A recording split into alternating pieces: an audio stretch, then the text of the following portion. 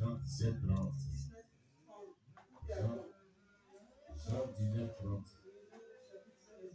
Tout est accompli. Très important, très redoutable.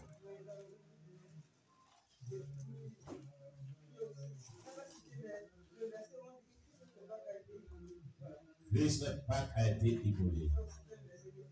Très important. Amen. Amen. Amen, maman. Sois béni.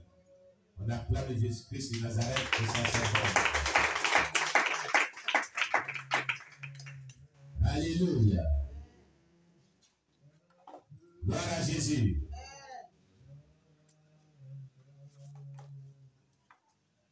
Alors, cher bien-aimé, ce qui vient d'être dit, peut-être que tu ne le comprends pas bien. Mais cela est très important. Parce que le Seigneur utilise ces passages pour agir puissamment dans le monde spirituel. Lorsque vous priez avec foi avec ces passages, le Seigneur agit puissamment. Alléluia. Gloire à Jésus.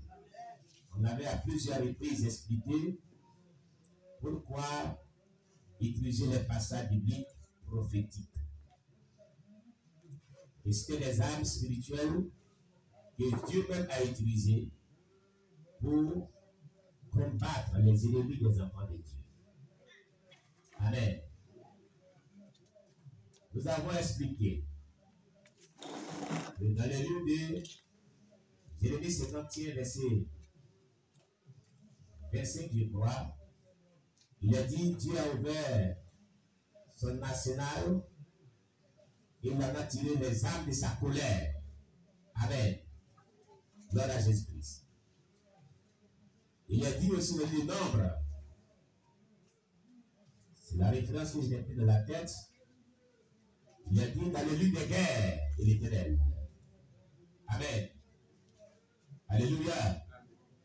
Et l'Éternel a un seul livre, c'est la Bible. Amen. Gloire à Jésus-Christ. Amen. Nous allons prendre ces références d'ailleurs. Oui, où tu comprends cela. Amen.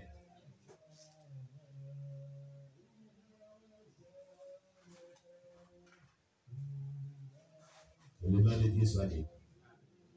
Nombre 21, verset 14 nous dit, c'est pourquoi il est dit, Nombre chapitre 21, verset 14 nous dit, c'est la référence, Nombre chapitre 21, verset 14, nous dit, c'est pourquoi il est dit dans le livre des guerres de l'Éternel, Vaed en Sifa et les torrents de l'Arnon. Non, alléluia. Dans le livre des guerres de l'Éternel, dans le livre des guerres de l'Éternel, Dieu a combien de livres? On dit le livre. Il a combien de livres? C'est la Bible. Donc dans la Bible, il y a des références bibliques qui sont des passages bibliques des guerres de l'Éternel, des armes de l'Éternel qu'il faut utiliser dans le combat spirituel de manière prophétique. Alléluia. Et derrière chaque verset biblique se trouve un ange de Dieu qui vraiment accomplit le contenu du passage que vous proclamez dans vos prières. Amen. Cela est très important. Pourquoi nous le disons? Prenez la Bible dans le livre Apocalypse chapitre 21. Amen. Apocalypse chapitre 22, pardon, c'est pas 21.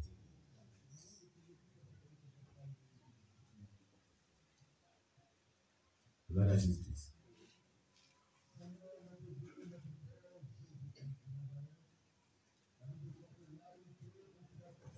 À partir du verset 8 au verset 9. Apocalypse 22, verset 8 à 9. Il a dit, c'est moi Jean qui ai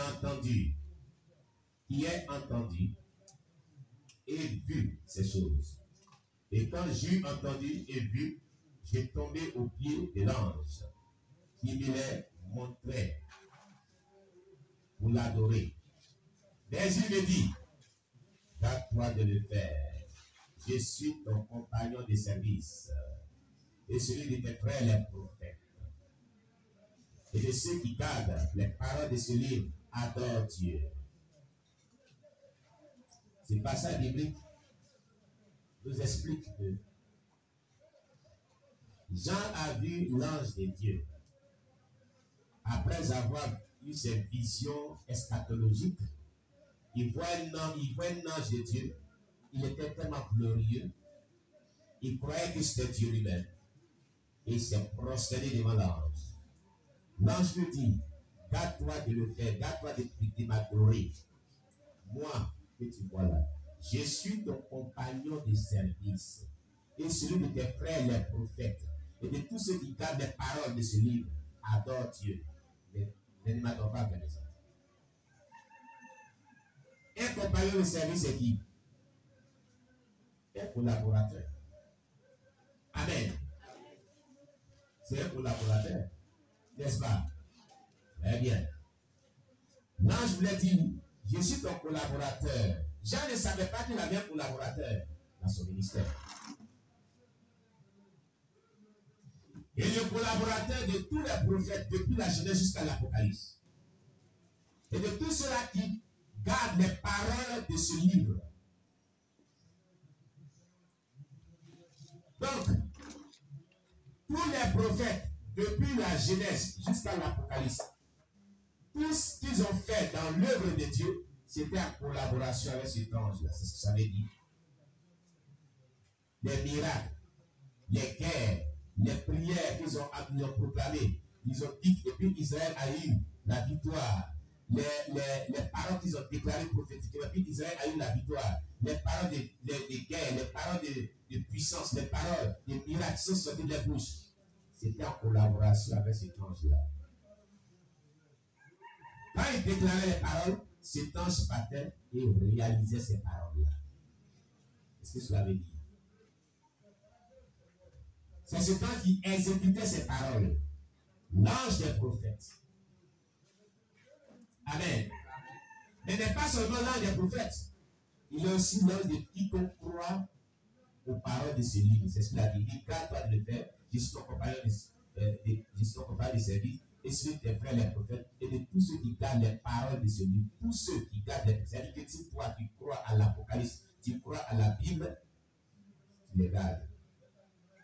Garder les paroles de ce livre, dit, croire et vivre les paroles de ce livre. Croire et marcher sur les paroles de ce livre. Celui qui garde, quand je dis que celui qui garde ma parole, je viendrai vers lui, et mon Père et moi nous verrons notre demeure chez lui. N'est-ce pas? Garder la parole de Christ, ça veut dire quoi? C'est croire en elle et la pratiquer. Et quand donc cet ange dit, je suis ton compagnon de service, et celui de tes frères les prophètes, et de tous ceux qui gardent les paroles de ce livre, c'est-à-dire tous ceux qui croient à la Bible et qui marchent selon elle.